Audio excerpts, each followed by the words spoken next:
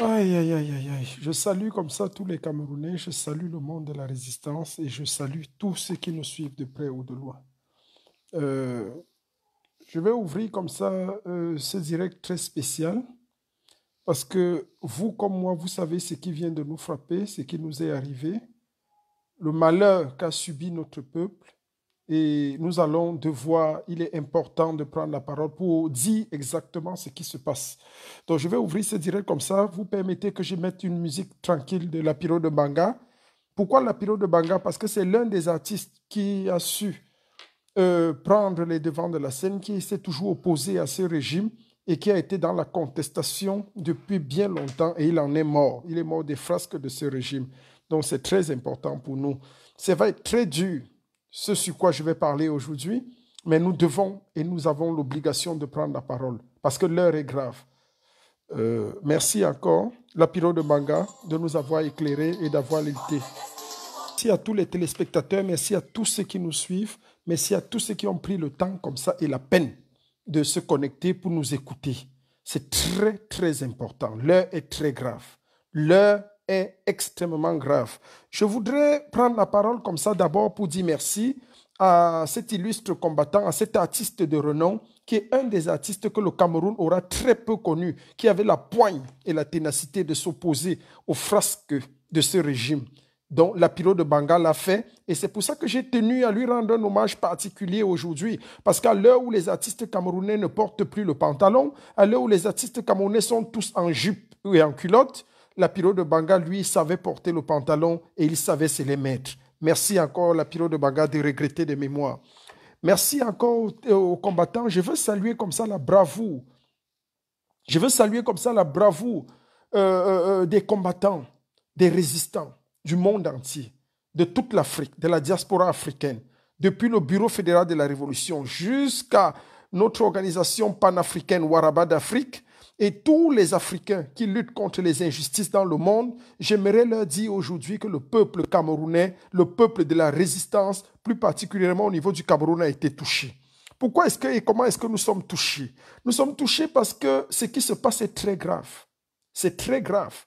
À ce qui se passe aujourd'hui, à ce qui s'est passé à Kumba, nous devons ne pas oublier que cela s'ajoute simplement. En fait, c'est une coutume au niveau du Cameroun, c'est une coutume au niveau de Yaoundé. Cela s'ajoute simplement aux morts de Gabou, cela s'ajoute aux morts des Eka, cela s'ajoute aux 9 disparus de Bepanda. En fait, nous comprenons aujourd'hui que la tragédie de 40 années sous Biya ne va nous amener que des morts et des morts et des morts. Et c'est de ça qu'il est question. Cela va encore continuer parce que qu'en est-il arrivé? Que s'est-il passé avec Bibi Ngota, le journaliste? Que s'est-il passé avec Ouazizi? Que s'est-il passé avec les 9 disparus de Bepanda? Il n'y a que eu des morts et nous sommes venus à chaque fois pleurer. Nous sommes venus à chaque fois mettre sur le devant de la scène nos lamentations. Oui, nous devons pleurer les morts. Mais à un moment donné, il faudrait que nous ayons la capacité, ou tout au moins la lucidité, de comprendre qu'à pleurer, nous passerons le temps à pleurer. Et que faisons-nous des tueurs? Que faisons-nous de ceux qui nous font pleurer? Quelle est notre humanité? Où commence notre humanité? Où commence notre humanisme? Si je peux ainsi poser la question. Des gens nous font pleurer. Nous venons tous les jours, nous pleurons. Nous venons tous les jours, nous pleurons. Est-ce que notre rôle, notre but dans cette vie est de venir pleurer et eux, leur rôle est de nous faire pleurer? À un moment donné, on doit pouvoir se poser la question, qu'ai-je fait pour mériter ça? Est-ce que je suis là? Est-ce que je suis venu sur terre pour pleurer? Ou alors, est-ce que j'ai la possibilité ou tout au moins la capacité de me défaire de mes pleurs? Voilà la véritable question à laquelle nous devons pouvoir nous interroger et répondre dans les jours à venir. Qu'en est-il des morts de Bepanda?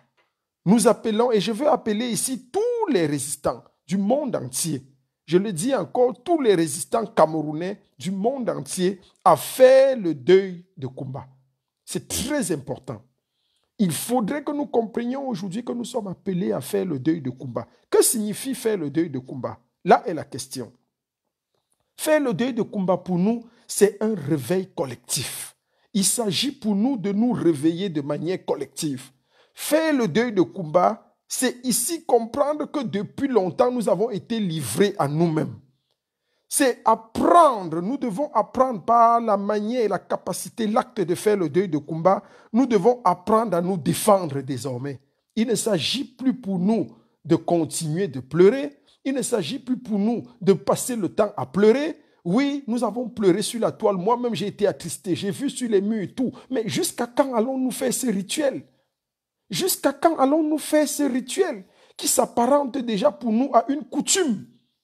Jusqu'à quand allons-nous continuer cela? Jusqu'à quand? C'est pour ça que cette interpellation est terrible. Il faudrait que les résistants, tout le peuple camerounais en entier se lève pour faire le deuil de Kumba. Je vous assure que sous des cieux normaux, sous d'autres cieux, dans un pays normalement constitué, la catastrophe de Kumba aura été ou aurait été la goutte d'eau qui fait déborder le vase. À partir des événements de Kumba, ce soir, il y aurait eu un mouvement terrible de foule. Je vous rappelle que ce sont des jeunes qui ont été tués. C'est des enfants qui n'aspiraient qu'à aller à l'école, qui ne rêvaient que de leur avenir. Ces enfants, il y a de cela quelques heures encore, avaient des projets comme les nôtres, comme nos petits frères, comme nos petites sœurs. Jusqu'à quand allons-nous rester inertes? Jusqu'à quand allons-nous rester insensibles aux douleurs des autres? Parce que c'est que les anglophones? Parce que c'est la zone anglophone? Est-ce que nous aurions réagi de la même manière si ce mouvement, si ce deuil avait eu lieu dans une zone francophone? Là est la question. Il faudrait à un moment donné que nous sortions de notre sommeil léthargique, dogmatique et enzomgique même, si je peux le dire. C'est un sommeil qui peut-être nous plaît parce que les coups et les blessures ne sont pas donnés chez nous. Que se serait-il passé si la catastrophe de Kumba avait été la catastrophe de Yaoundé, ou la catastrophe de Sam, ou la catastrophe de Bafoussam, ou la catastrophe de Maroua, ou la catastrophe de Bolova? Serions-nous restés indemnes? Ou la catastrophe de Bétois? À un moment donné, il faudrait que nous comprenions cela. Faire le deuil de Kumba, c'est décider de ne plus être passif. Oui, nous devons apprendre à quitter la zone de lâcheté. Oui, nous avons suffisamment été lâches. Nous sommes lâches. Je crois que la catastrophe de Kumba nous rappelle notre lâcheté, nous met en face de notre lâcheté. Elle nous met en face de la zone de protection de nos droits que nous devons pouvoir réclamer et avoir par le biais de la force. Quels sont nos véritables droits? Qui sommes-nous réellement? Que faisons-nous? Là est la question. Il faudrait qu'on arrête. Nous devons à un moment donné embrasser une zone d'orgueil. Une zone d'orgueil, je le dis si bien. Nous devons être orgueilleux de notre liberté. Parce que la liberté, elle ne se la donne pas, elle s'arrache. Elle s'arrache. Et là est la question. Alors, l'événement de Kumba nous montre aujourd'hui que nous sommes suffisamment lâches, que nous sommes passifs, que nous sommes à la limite, je dirais, nous sommes faibles. Oui, le peuple camerounais est un peuple faible. Les Camerounais en général sont faibles. Les Camerounais en général sont lâches. Voilà ce que vient de nous montrer encore une fois de plus la catastrophe de Kumba. Nous n'avons jamais cessé de pleurer. Depuis 40 ans sous le régime de Biya, nous ne faisons que pleurer. Bibi Ngota a été assassiné, nous n'avons que pleuré. Charles Ateba Yene a été assassiné, nous n'avons que pleuré. Les 9 disparus de Bepanda, nous avons pleuré. Les catastrophes des Eka, nous avons pleuré. Sommes-nous un peuple de pleurnichards? Y a-t-il inscrit dans notre ADN le mot pleur, le mot faiblesse, le mot lâcheté? Pour nous qui sommes gouvernés, et ceux qui nous gouvernent, sont-ils des forts? À un moment donné, il faudrait que nous nous posions des véritables questions. La nation camerounaise a la capacité de se lever face à l'injustice. Nous devons, la peur nous a longtemps envahis. Oui. Or, nous devons comprendre une seule chose, c'est que dans la peur, il n'y a pas de vie. Dans la peur, je le dis encore, il n'y a pas de vie. Et j'ai fait un constat terrible. J'ai fait un constat, c'est que pourquoi est-ce que j'accuse les autorités camerounaises? Pourquoi est-ce que j'accuse personnellement Gongo Ferdinand et toute l'oligarchie militaire camerounaise d'avoir commandité les attaques de Kumba? Je vais vous donner des preuves.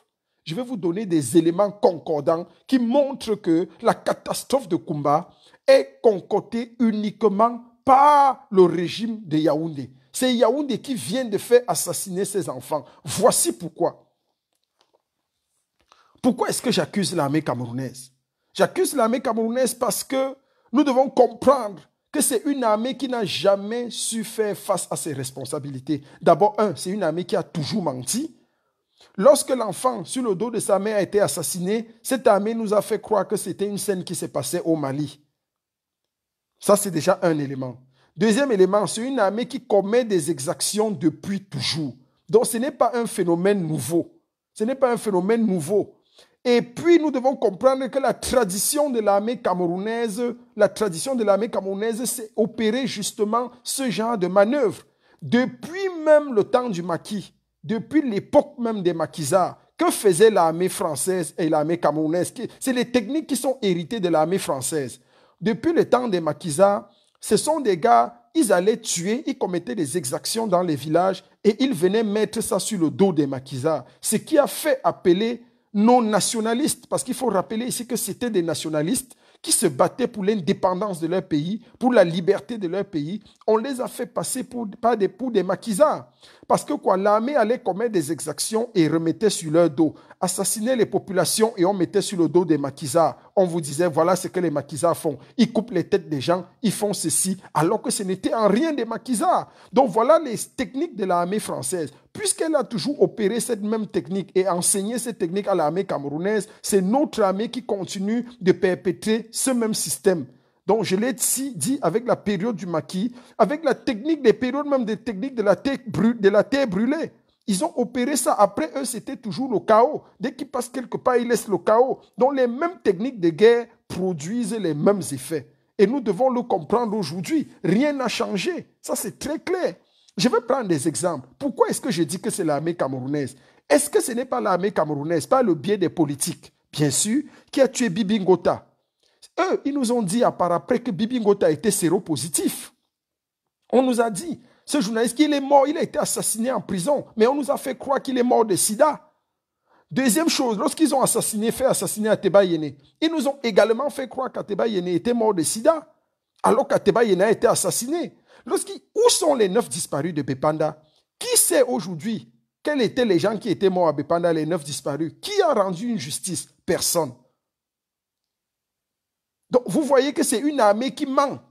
C'est une armée qui tire sur les civils. Nous avons vu en direct, lors des marches et des manifestations, cette armée tirait sur des personnes, des manifestants camerounais, sur sa propre population. Donc, tous ces faits montrent que pourquoi est-ce que nous ne devons pas croire aujourd'hui que c'est l'armée camerounaise qui vient d'opérer ce braquage et cet assassinat à Kumba?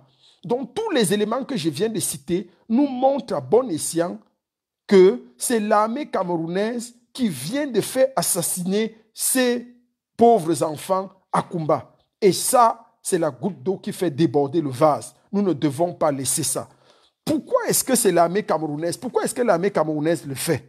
Je vais vous expliquer pourquoi est-ce que l'armée camerounaise le fait. Nous avons vu dans le premier axe de cette analyse qu'elle le fait parce qu'elle est de nature comme ça. Il est dans sa nature d'agir. Parce que cette armée ne sait rien faire d'autre que faire ça. Naturellement, elle a été formée à ce type de méthode. Elle a hérité ça de l'armée française et elle sait tout ce qu'elle sait faire de mieux. Elle le fait. Deuxième axe, pourquoi est-ce qu'elle le fait concrètement? Elle le fait parce que, vous savez, je vais vous dire quelque chose qui peut peut-être choquer plusieurs. Et il faudrait que vous soyez très avisés et très ouverts un peu d'esprit dans les 5 minutes que je vais prendre tout de suite là pour expliquer cela. Vous avez vu les mouvements de contestation qu'il y a eu au Nigeria. Vous avez vu comment les Nigérians ont commencé à contester. Les artistes au Nigeria se sont levés. Et ce mouvement de contestation a commencé à prendre le Cameroun. Écoutez-moi très bien. Écoutez-moi très bien. Ce que je vais dire peut glacer quelques-uns. Ça fait couler des sueurs froides. Ce qui s'est passé, c'est que les artistes nigériens ont commencé à se lever et ça a commencé à envahir le Cameroun. Il y a eu un effet de contagion où le Cameroun a commencé, les artistes camerounais, soudainement, ont commencé à prendre petit à petit conscience. Et ça fait peur au régime de Yaoundé. Ça fait peur à Ngongo Ferdinand. Ça fait peur à l'oligarchie militaire et politico-militaire. Voilà ce qu'il se passe. Donc, ayant donc la peur de ça, qu'est-ce qu'ils ont pour mission de faire? Tous les stratèges du régime de Yaoundé, les stratégies comme machiavéliques, les vampiriques stratèges de Yaoundé, qu'est-ce qu'ils ont pour but de faire? Il leur revient maintenant de démontrer que ce qui se passe au Nigeria n'est pas assimilable à ce qui se passe au Cameroun. Ils veulent démontrer en fait que le Nigeria a ses réalités, et le Cameroun a ses réalités. De deux, ils veulent démontrer que le Camerounais n'est pas assez mûr d'esprit comme le Nigérian. C'est pour ça qu'ils ont pour mission de nous tuer dans l'œuf, de tuer nos esprits de vérité, notre éveil à la conscientisation. Ils doivent tuer ça dans l'œuf. Donc la société civile camerounaise ne doit pas être informée. Il faut tuer l'effet de contagion. Les artistes camerounais ne doivent pas emboîter le pas aux artistes nigérians. Non. Il y a donc une stratégie de vampirisme. Il faut décider de tuer dans l'œuf les vérités camerounaises. Et c'est de ça qu'il est question. Pourquoi? Parce qu'il faut montrer aux Camerounais qu'il est incapable. Il n'est pas comme le Nigérian, il est différent du Nigérian. Il ne peut pas faire ce que le Nigérian fait. C'est une stratégie de manipulation. C'est pour ça que c'est dans cette optique qu'ils viennent donc tuer et assassiner ses enfants. Ils font assassiner ses enfants pour casser. Parce que vous avez vu que depuis 3 jours, on ne parlait que de l'éveil des artistes et de la communauté camerounaise. Et les artistes ont commencé à s'éveiller. On a Moustique le charismatique qui a fait des posts merveilleux et des choses comme ça. Donc il y a eu un éveil de conscience. On a Lady Ponce qui en a parlé sur sa page. J'ai vu personnellement. Donc il y a eu un éveil petit à petit qui commençait à se mettre en marche. Alors qu'est-ce qu'ils font?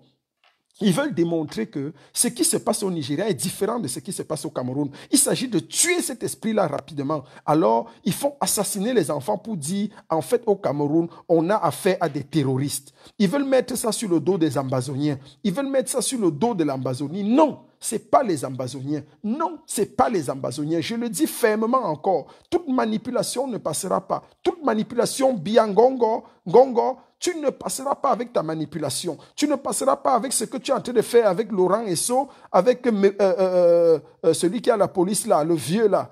Le vieux qui a la police là. Comment on l'appelle là? Le vieux père Bagangele. Donc il s'agit, ça ne passera pas. Ce que vous êtes en train de fabriquer pour plonger chaque fois les Camerounais dans la léthargie, nous vous disons, nous vous avons à l'œil. Et ça ne passera plus. Donc voilà leur but. Ils veulent tuer, couper comme dans l'œuf, tuer comme dans l'œuf l'esprit de vérité des Camerounais vis-à-vis de l'éveil de conscience qui se passe avec le Nigeria et dans la suite des événements. Donc, il s'agit pour nous ici de dénoncer cela. Il s'agit ici pour nous de dire de manière claire et précise que rien ne sera plus jamais comme avant. Et nous avons pris conscience. Le peuple de la Révolution a pris conscience. C'est pour ça que nous avons décidé de sortir maintenant pour mettre un terme à cela et éclairer la lanterne des Camerounais. Parce que nous sommes plus que jamais décidés. Oui, il faut rappeler une seule chose. Il faut rappeler une chose. C'est que tout ce qui est en train de se passer, est l'œuvre uniquement de Ngongo Ferdinand qui a décidé dans un communiqué de faire voyager la momie Biya au Congo pour une soi-disant manifestation. Il a vu que ça n'a pas mordu.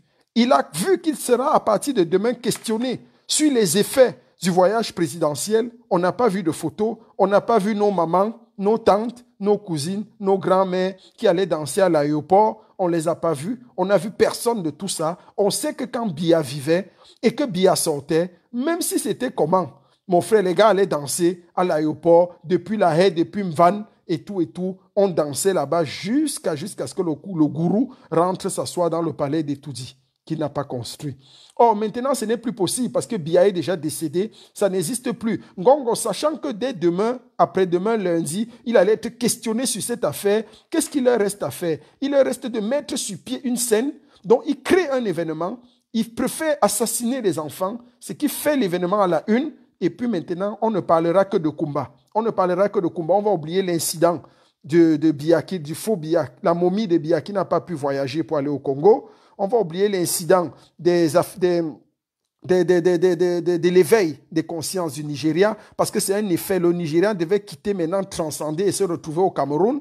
Donc on va oublier tout ça. Il faut rappeler quand même quelque chose, c'est que le Nigérian est en train de suivre de très près ce qui se passe au Cameroun. Il y a près de 500 000 Camerounais réfugiés au Nigeria. C'est de trop déjà. Aucun pays ne peut accepter ça. Donc c'est déjà de trop. Vous comprenez quelque part l'implication du Nigérian. Parfois les gens qui ne savent pas lire les cartes me diront, mais général, comment c'est le même Nigeria qui a livré Tabé Siseke Ayouk? Non.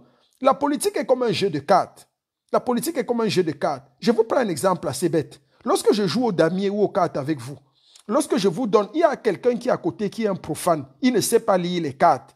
Lorsque je joue au damier, je pousse, tu bouffes, je pousse, tu bouffes, je pousse, tu bouffes, je pousse, tu bouffes. Celui qui est à côté qui ne comprend rien va se dire, mais général, tu ne fais que lui donner tes pions. Mais je donne les pions parce que je sais là où je t'amène. Quand tu as bouffé 4, 5, 6 pions, j'ai créé autant d'ouverture. Après, je fais tap, tap, tap, tap, tap, tap, tap. Je pars déposer le chef.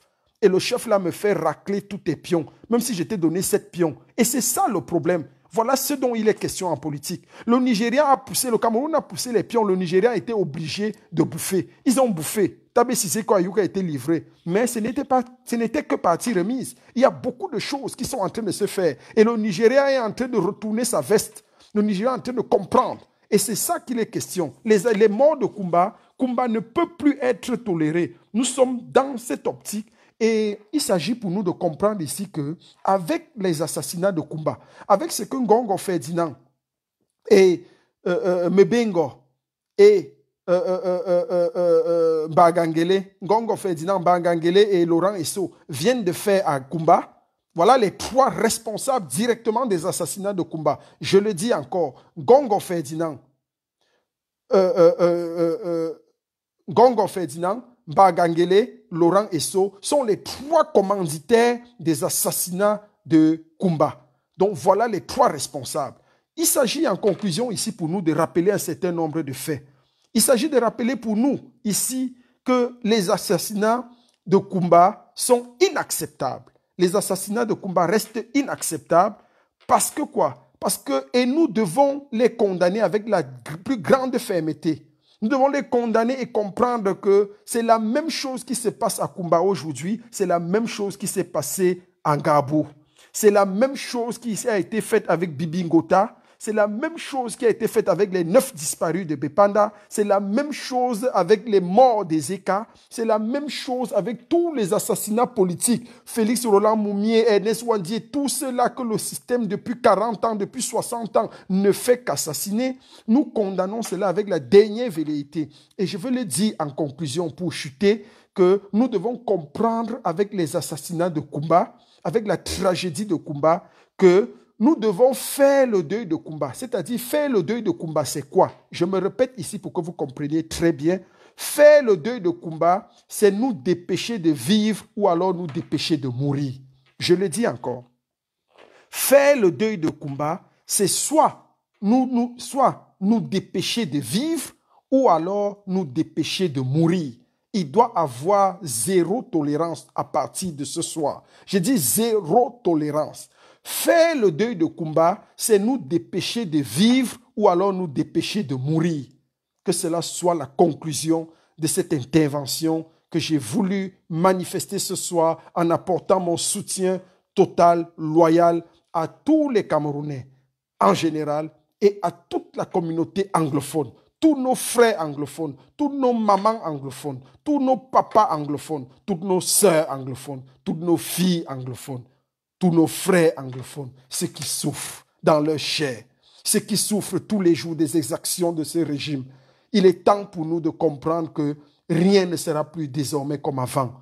Et j'en appelle ici à tous les Camerounais de la diaspora à penser un jour loyal, sérieux, un jour ordinaire pour crier à la communauté internationale notre désarroi. Il ne s'agit pas ici de penser les funestes marches du samedi. Je le dis encore désormais, en diaspora, il n'y aura plus jamais, on condamne véhément toutes les marches du samedi. Le samedi et les business révolutionnaires, le business révolutionnaire et tout ce qu'on fait, on tue ça le samedi. On reste dans une logique où on veut organiser une marche de contestation, on va organiser des marches de protestation dans des jours ordinaires où les Occidentaux sont dans leur bureau, où les Européens sont chez eux et nous allons les déranger chez eux parce que nous sommes dérangés chez nous. Parce que eux, ils envoient les armes pour qu'on tue nos frères. Il ne s'agit pas ici d'aller organiser des histoires le samedi où on va continuer à marcher. On n'est pas nombreux, on est 100, 200. C'est de la connerie.